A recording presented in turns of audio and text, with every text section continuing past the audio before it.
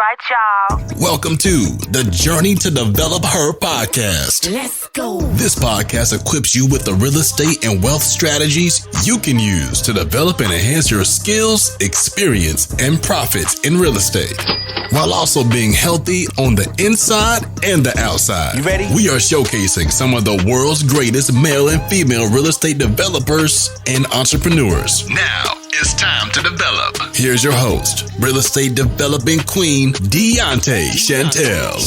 Let's go. Girl, Deontay Chantel, real estate developer. And today I'm just going to chat with y'all really quickly on how to develop real estate as a newbie. I did do a reel on this, but I wanted to go into full details on how to get started in real estate development as a newbie. All right. So if you're catching this on a replay, make sure you lock in and you share this video with everyone you know. Hello, everyone joining. And make sure, for those who don't know, we do have a podcast, Journey to Developer, on YouTube, iTunes, Google Podcasts, all of the podcast platforms. We do have an event that the podcast is hosting. It's our Properties and Profits Mastermind. We have amazing guest speakers from throughout the country that will be joining us on how to get started in real estate in the investment space. We're going to also go into development as well. So if you're interested in learning how to become an investor or developer, this is the event that you want to join. Okay. So before we even get to the event on February 25th, it is virtual. So if you're in Texas, if you're in California, Florida, wherever in the world, you can lock in and tap into this event. Okay, tickets pretty much are on sale. We will be dropping the link ASAP. But in the meantime, in between time, we do have one of our special guest speakers on here. DJ, Mrs. Acquisition Queen. Thank you. I don't know who Quad from Married to Medicine is, but I'm going to assume she's gorgeous too. So thank you. Thank you. DJ will be joining us, representing the ladies in real estate. So I'm excited to have her. And make sure y'all go follow her. She's the Acquisitions Queen. And she's doing great things. I've always loved her. And she started a new page. So make sure you guys follow DJ or Acquisitions Queen. Okay? So anyway, first things first. We did this live. I was supposed to drop part 2 and I didn't. So let's run it back to what I talked about in part 1. And let me try to remember what I said in part 1. But basically, it's 4 steps to get started as a developer, as a newbie. All right. No one's expecting you to know everything. And this is why you have to build out your real estate team. Okay. You're not expected to be the professional. You don't need to know everything, but you need to have the right people and the right experts on your team to get it done. Okay. Don't ask me how I know, because I don't have time to go into my story right now. But first things first, you want to make sure you hire a great architect. That's the obvious, right? There's many reasons why you don't want to waste time with an architect that is inexperienced, slow, right? Slow architects could actually kill your deal or make you waste money, right? As soon as you get loans from your lender for your deal, it's basically a waiting game, right? You're paying your interest and your loan back every month in a hypothetical situation. So can you imagine if your architect is playing around with your construction plans or your architectural plans and he's doing them incorrect, and now you have to continuously revise them and turn it into your planning and zoning or building departments at your municipalities, and your architect is turning the plans around slow. He's not getting them done quickly. He's making revisions, right? That's tying up your money. You literally could be stuck revising plans and submitting them to your zoning and building departments at your local municipalities for months and months and months. Okay? So you don't want to get stuck out there, right? Because all of these things are called holding costs. You're paying your interest every month. You're paying for your loan every month. And that's every month that your build or your new construction project is not being built because your plans are getting caught up in the zoning and the planning and the building departments. So you want to make sure you're working with a architect that will be able to get the project, the architectural plans done quickly. And the ones that you submit the first time will be the ones that will be approved. That's the hypothetical ideal situation. You also want to work with the architect that an engineer that knows who they're submitting the plans to. That means they have relationships in these municipalities. They know what those officers, those zoning and building officers, what they're looking for, right? I would like to say there is a blueprint at every zoning or building department, but guess what? They like to change things up. Let's just be honest with you. They might, what they might have wanted in November 2022 might be changed in March 2023, right? So you want someone that knows who they're submitting the plans to, how they want them, what they're looking for, so you don't waste time, okay? Let's just sum that up so you don't waste time. So architect is key. Your builder is key, okay? You want to work with builders who know what they're doing. I mean, that's the obvious. Unless you're building a house yourself, you need to have the team in place to build your house. Personally, there's a lot of women on here, men on here that are talking about being general contractors, building out their projects. Guess what? I tried that route. It's not fun. It's very stressful. I don't want to build my projects. I'm sorry, hate to say it. And I do teach people how to do it without micromanaging, without being your own general contractor, without being your own builder. I thought it was cute and sexy to do everything myself, but nope. I like it where it's a system in place where I can say, here you go. Here go your plans. Matter of fact, go pick up the plans for me. Go get started for me. And go build out that project. Okay? So you don't want to just take on too much that you can't even carry or chew. Like, it's just craziness, the stuff that I see. Literally, I've seen people, including myself in the past, be stressed out from construction projects. So we're not teaching that this time around. We're not doing that. Thank you, sis. My mentee is the best. She said, I'm the hottest in the game. No, seriously, like, we need to make sure we're not allowing people to lose their minds, their heads in their shirts out here in these streets, these real estate streets, because it gets crazy. For instance, we broke ground on my lot, and I get to the job site today, and they already started digging. They did not wait for me to show up, even though I got there on time. Got there at 9 a.m. They did not wait on me to get started. They just got started. And they ran into a problem right away, right? So the problem today at the job site was that there's a plumbing sewer line that's ran into the middle of the foundation, or the middle of the land or the lot.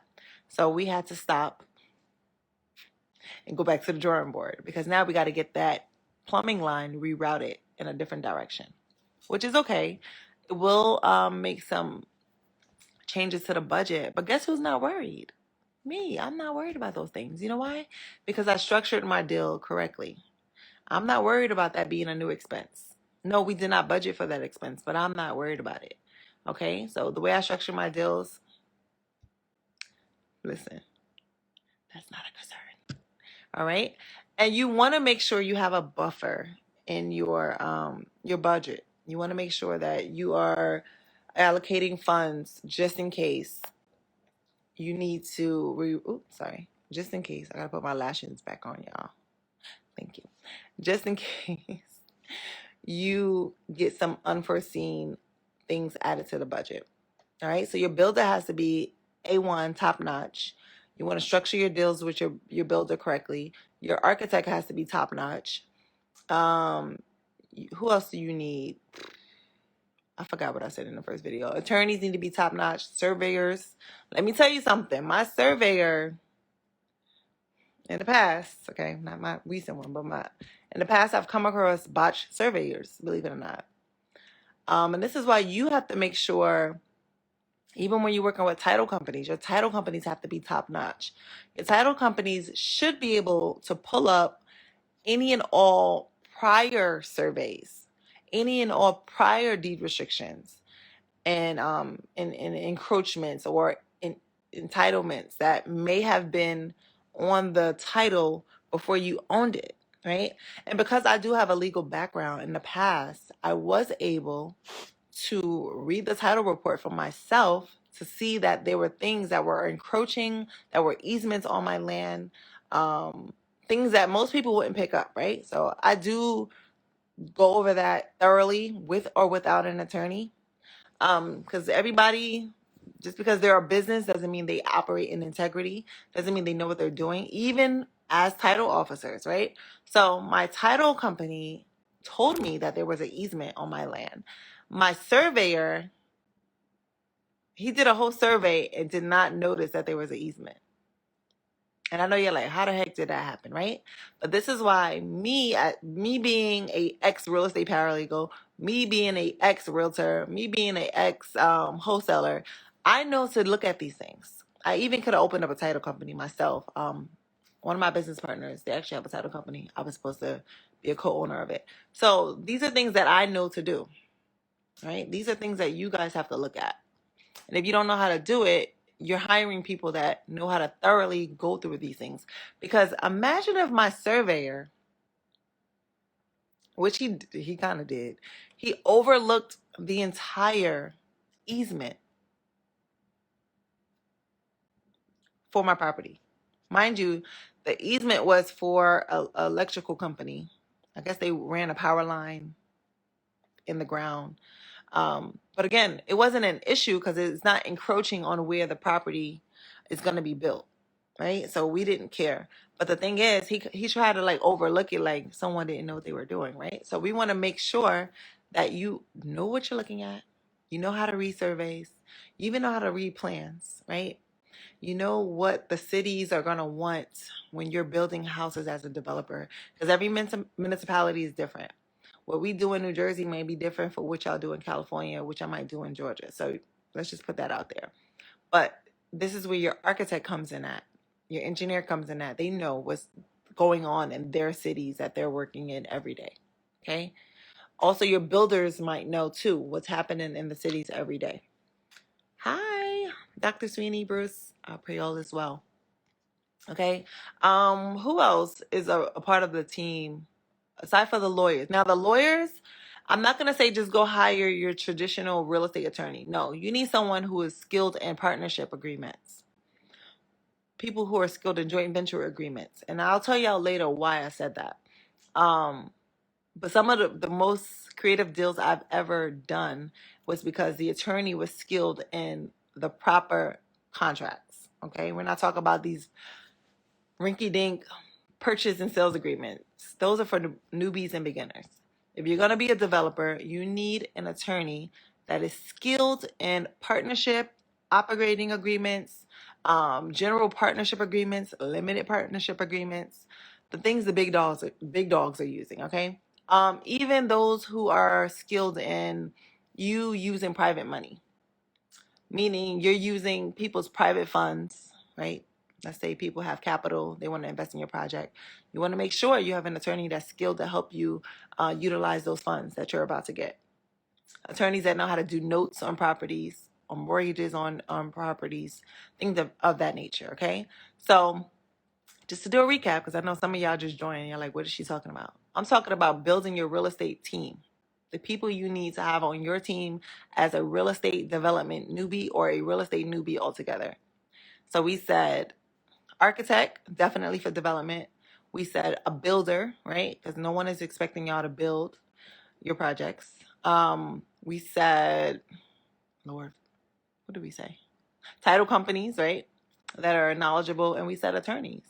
There's a lot more, and even surveyors, right? So that's 5 people. There's tons of other roles that you will have to fill, that you can fill. But those are like the top 4 to 5 that you definitely need developing in real estate. Okay. The second part was, I believe, the money source.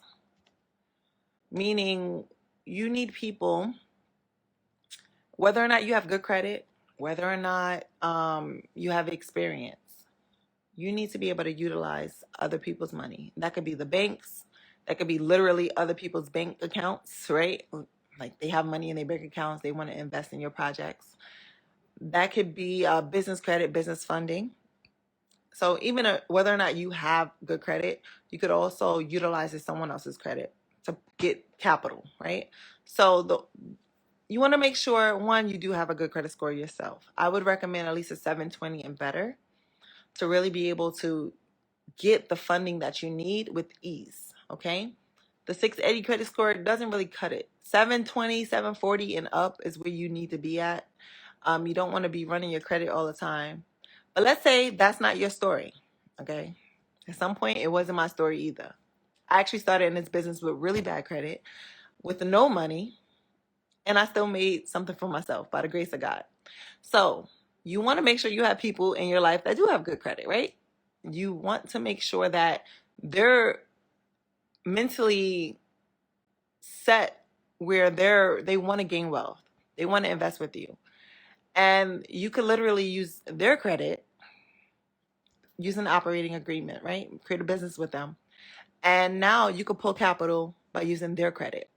Now, you just don't want to go to them and say, hey, give me your money. Let's use your credit to do nothing. You should have a project that you are going to allocate the funds for.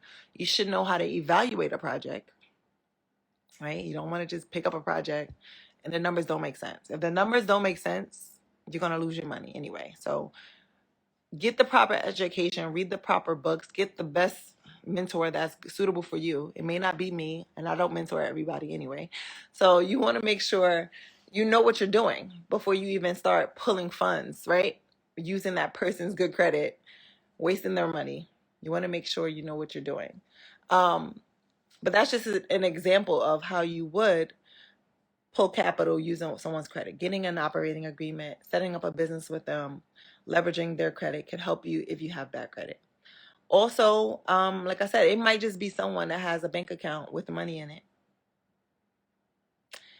And you need to use their money, right? You need to partner with them, or you need to utilize their funds to make them more money. Meaning, there might be people that may just say, hey, you could use the money in my 401k, just give me back 15% interest plus my money, and we're good.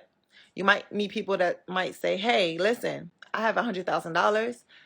I don't mind giving it to you, but I want to be a 50-50 partner. So that means I want a 50-50 equity share in that project. Someone asks, whose credit, Deontay? Your business partner's credit.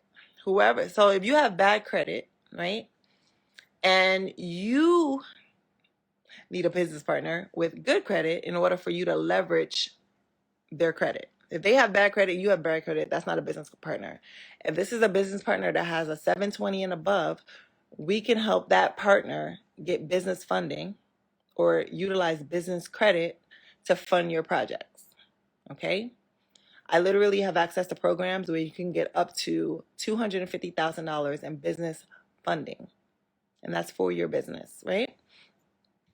Your business that's going to be a real estate development firm. Let's just put that out there, not just any business. Now, you can use it for any business, but we're talking about real estate specifically. All right? We also help you get credit lines and all that stuff. I might have to turn on the light because y'all know I'm dark skinned and it's getting dark in here. It's getting dark in here, so I'm about to be non-seeable in a minute. So with that being said, you want to make sure who you're partnering with, they're like-minded with you, meaning they want to gain wealth, build wealth through real estate. They understand what the risks might be, but they're willing to invest with you by leveraging their credit. Again, they might have money already. They're willing to partner with you on deals. It might be a 50-50 partnership. It might be a 30-70 partnership, meaning they get 30% equity, you get 70% equity. It might be, hey, I have $100,000. I only want 15% equity, or I only want 15% interest on my money, and I want my money back in 1 year's time. There's different scenarios. I've had people try to offer me $50,000 for 8% of their money. They only want 8% interest on their money. I've had people that offer me little money and they want 50% of everything. And I'm like, nah, we're not doing that. So depending on how knowledgeable the people are with the money, they may want different terms. So that's up to you to know what you want to actually do. It depends on how desperate you are too to do a deal, right? Excuse my house in the background. I just moved. But it's all up to you, right? So you want to make sure you know how to structure your deals and know how to find people that have capital. And it might just be the people that's already in your Rolodex, in your email list, in your phone already. Okay. Trying to remember what was the other part of how to get started, y'all. I can't remember a lot of things sometimes, but those are the main things: building a team, finding the money, leveraging the people around you, making sure you guys are educated on what you need to do. Another person I definitely would recommend y'all adding to your team would be a land wholesaler.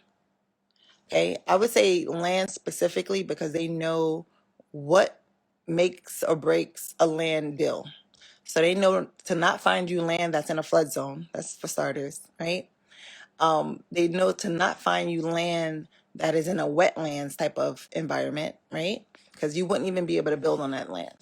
So if you just find somebody that has land and they don't know what they're doing, they don't specialize in land acquisition or land flipping or land wholesaling, and they sell you a land and you don't know what you're doing, everybody's screwed. Let's be a buck about that.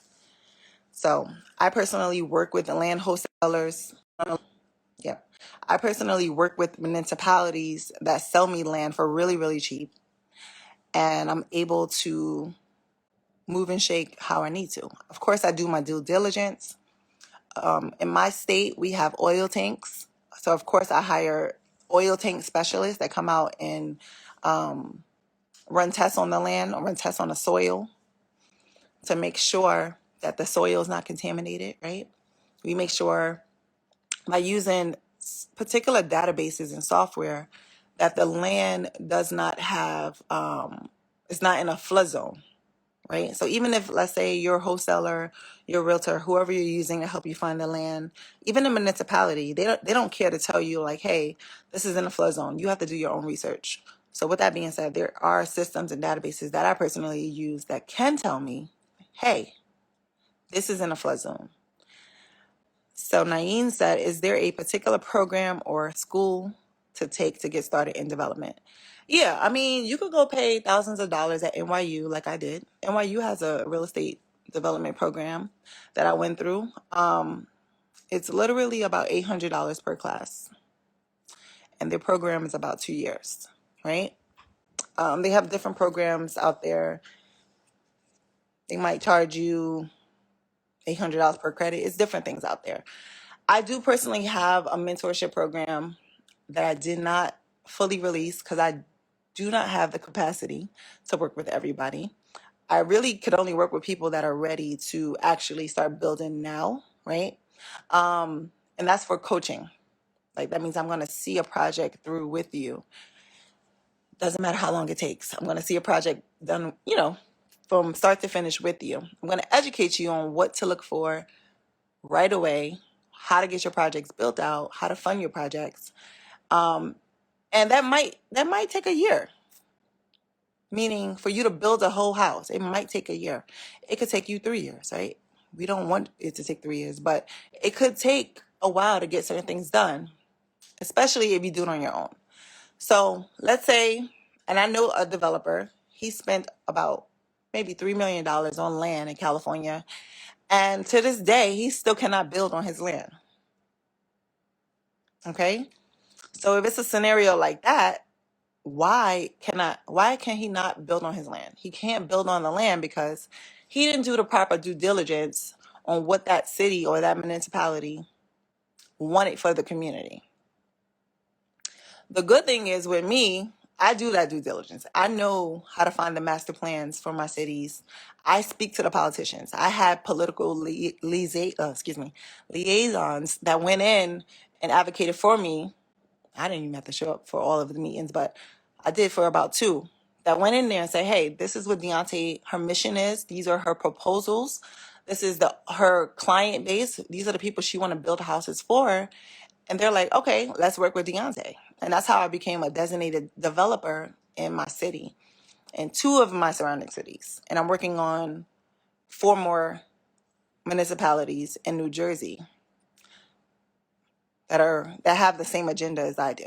They want to build affordable housing. They want to rebuild communities. They want to make sure they're working with programs and nonprofits and shelters and stuff like that. So those are the things that is greatly aligned with my mission. It was a great marriage, right? It makes sense. So me coming into my community building, they're not going to reject those proposals for what I'm trying to build. For this guy, for whatever reason, they've been rejecting him left and right. Literally. These politicians, these city councilmen, these zoning and building and planning officers are rejecting his plans. Now, I can't remember what he was trying to build, but they're like, heck no, we're not doing it. We're not allowing you to do it. Okay? But see, if you don't know those things, if you think you're just going to buy some land and build whatever you want, you're going to be really, really upset when they tell you no. And in many cases, you could waste millions of dollars like this man has done. Now, he probably got $1 million to play around and have sitting for years. I don't. Okay, I don't. I'm going to be 1,000 with y'all. I don't have that type of money to just park in some land. And at that point, the land becomes a liability. If you're not making money on that land, it's not an asset. Right. Yet. Thank you. You know, God willing, I'll have billions of dollars to play around with. But not yet. Not to be sitting somewhere and not doing anything for years on end. And it could be a situation where they're doing it because they just don't like the person. So you want to make sure I know I'm about to add God into this, but you want to make sure you pray for favor with God and man, okay? You can't do nothing on this earth when people don't like you. Period. People don't like you, it's going to be hard for you to do things on this earth. Hate to tell y'all that. I don't know what y'all pastors are teaching y'all, but if people don't like you, it's going to be extremely hard to do the things you need to do. Okay? Naeem, we could set up a call.